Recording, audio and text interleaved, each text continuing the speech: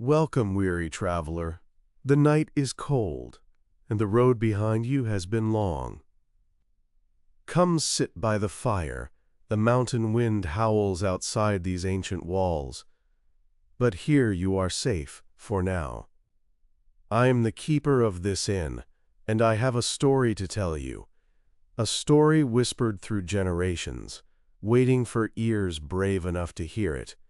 The Ballad of the White Horse, Part 3 of 9, by G.K. Chesterton. Up across windy wastes and up went Alfred over the shaws, shaken of the joy of giants, the joy without a cause. In the slopes away to the western bays, where blows not ever a tree, he washed his soul in the west wind and his body in the sea. And he set to rhyme his ale measures, and he sang aloud his laws, because of the joy of the giants, the joy without a cause. The king went gathering Wessex men, as grain out of the chaff, the few that were alive to die, laughing, as littered skulls that lie after lost battles turn to the sky in everlasting laugh. The king went gathering Christian men, as wheat out of the husk. Eldred, the franklin by the sea, and Mark, the man from Italy, and Colin of the sacred tree, from the old tribe on USK. The rook croaked homeward heavily. The west was clear and warm. The smoke of evening food and ease rose like a blue tree in the trees when he came to Eldred's farm. But Eldred's farm was fallen awry, like an old cripple's bones, and Eldred's tools were red with rust, and on his well was a green crust, and purple thistles upward thrust between the kitchen stones. But smoke of some good feasting went upwards evermore, and Eldred's doors stood wide apart, for loitering foot or laboring cart, and Eldred's great and foolish heart stood open like his door. A mighty man was Eldred, a bulk for casks to fill, his face a dreaming furnace, his body a walking hill. In the old wars of Wessex his sword had sunken deep, but all his friends, he sighed and said, were broken about Ethelred, and between the deep drink and the dead he had fallen upon sleep. Come not to me, King Alfred, save always for the ale. Why should my harmless hinds be slain, because the chiefs cry once again, as in all fights that we shall gain, and in all fights we fail? Your skalds still thunder and prophesy, that crown that never comes. Friend, I will watch the certain things, swine and slow moons like silver rings, and the ripening of the plums. And Alfred answered, drinking, and gravely, without blame, Nor bear I boast of skald or king. The thing I bear is a lesser thing, but comes in a better name. Out of the mouth of the Mother of God, more than the doors of doom, I call the muster of Wessex men, from grassy hamlet, or ditch, or den, to break and be broken, God knows when, but I have seen for whom. Out of the mouth of the Mother of God, like a little word come I, for I go gathering Christian men, from sunken paving and ford and fen, to die in a battle, God knows when, by God, but I know why. And this is the word of Mary, the word of the world's desire. No more of comfort shall ye get, save that the sky grows darker yet, and the sea rises higher.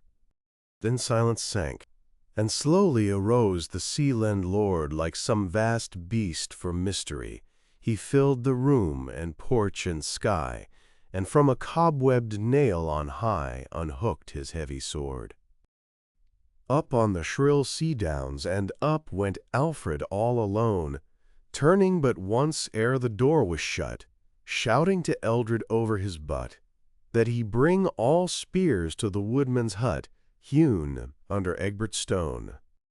And he turned his back and broke the fern, and fought the moths of dusk, and went on his way for other friends, friends fallen of all the wide world's ends, from Rome that wrath and pardon sends, and the gray tribes on USK. He saw gigantic tracks of death, and many a shape of doom, good steadings to gray ashes gone, and a monk's house white, like a skeleton, in the green crypt of the combe. And in many a Roman villa, earth and her ivies eat, saw colored pavements sink and fade, in flowers, and the windy colonnade, like the specter of a street. But the cold stars clustered among the cold pines ere he was half on his pilgrimage over the western lines. And the white dawn widened ere he came to the last pine, where Mark, the man from Italy, still made the Christian sign. The long farm lay on the large hillside, flat like a painted plan, and by the side the low white house, where dwelt the Southland man. A bronzed man, with a bird's bright eye, and a strong bird's beak and brow. His skin was brown like buried gold, and of certain of his sires was told, that they came in the shining ship of old, with Caesar in the prow. His fruit trees stood like soldiers drilled in a straight line, his strange, stiff olives did not fail, and all the kings of the earth drank ale, but he drank wine. Wide over wasted British plains stood never an arch or dome, only the trees to toss and reel, the tribes to bicker, the beasts to squeal, but the eyes in his head were strong like steel, and his soul remembered Rome. Then Alfred of the lonely spear lifted his lion head, and fronted with the Italian's eye, asking him of his whence and why, King Alfred stood and said, I am that oft-defeated king, whose failure fills the land, who fled before the Danes of old, who chaffered with the Danes with gold, who now upon the Wessex wold hardly has feet to stand. But out of the mouth of the Mother of God I have seen the truth like fire, this, that the sky grows darker yet, and the sea rises higher. Long looked the Roman on the land, the trees as golden crowns blazed, drenched with dawn and dew impearled, while faintlier colored, freshlier curled, the clouds from underneath the world stood up over the downs. These vines be ropes that drag me hard, he said. I go not far, where would you meet? For you must hold half Wiltshire, and the White Horse Wold, and the Thames bank to Ausenfold, if Wessex goes to war. Guthrum sits strong on either bank, and you must press his lines, inwards and eastward drive him down. I doubt if you shall take the crown till you have taken London town. For me, I have the vines. If each man on the judgment day meet God on a plain alone, said Alfred, I will speak for you as for myself, and call it true that you brought all fighting folk you knew lined under Egbert's stone. Though I be in the dust ere then, I know where you will be. And shouldering suddenly his spear, he faded like some elfin fear, where the tall pines ran up, tier on tier, tree over toppling tree. He shouldered his spear at morning and laughed to lay it on, but he leaned on his spear as on a staff, with might and little mood to laugh, or ever he sighted chick or calf of Colin of Caerleon. For the man dwelt in a lost land, of boulders and broken men, in a great gray cave far off to the south, where a thick green forest stopped the mouth, giving darkness in his den. And the man was come like a shadow from the shadow of druid trees, where USK with mighty murmurings, past Caerleon of the fallen kings, goes out to ghostly seas. Last of a race in ruin, he spoke the speech of the Gaels. His kin were in holy Ireland, or up in the crags of Wales. But his soul stood with his mother's folk, that were of the rain-wrapped isle, where Patrick and Brandon Westerly looked out at last on a landless sea, and the sun's last smile. His harp was carved and cunning, as the Celtic craftsman makes, graven all over with twisting shapes, like many headless snakes. His harp was carved and cunning, his sword prompt and sharp, and he was gay when he held the sword, sad when he held the harp. For the great Gaels of Ireland are the men that God made mad, for all their wars are merry, and all their songs are sad. He kept the Roman order, he made the Christian sign, but his eyes grew often blind and bright, and the sea that rose in the rocks at night rose to his head like wine. He made the sign of the cross of God, he knew the Roman prayer, but he had unreason in his heart, because of the gods that were, even they that walked on the high cliffs, high as the clouds were then, gods of unbearable beauty, that broke the hearts of men.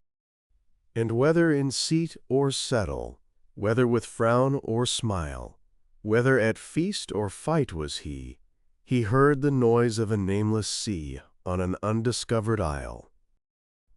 Lifting the great green ivy and the great spear lowering, one said, "I am Alfred of Wessex, and I am a conquered king."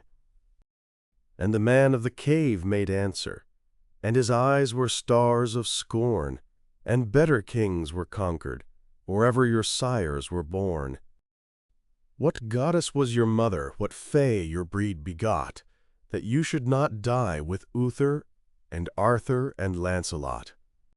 But when you win you brag and blow, and when you lose you rail, army of Eastland yokels, not strong enough to fail. I bring not boast or railing, spake Alfred not in ire, I bring of Our Lady a lesson set, this that the sky grows darker yet, and the sea rises higher. Then Colin of the sacred tree tossed his black mane on high, and cried as rigidly he rose, "And if the sea and sky be foes, we will tame the sea and sky." Smiled Alfred, "Seek ye a fable more dizzy and more dread than all your mad barbarian tales where the sky stands on its head? A tale where a man looks down on the sky that has long looked down on him, a tale where a man can swallow a sea that might swallow the seraphim. Bring to the hut by Egbert's stone all bills and bows ye have." And Alfred strode off rapidly, and Colin of the sacred tree went slowly to his cave.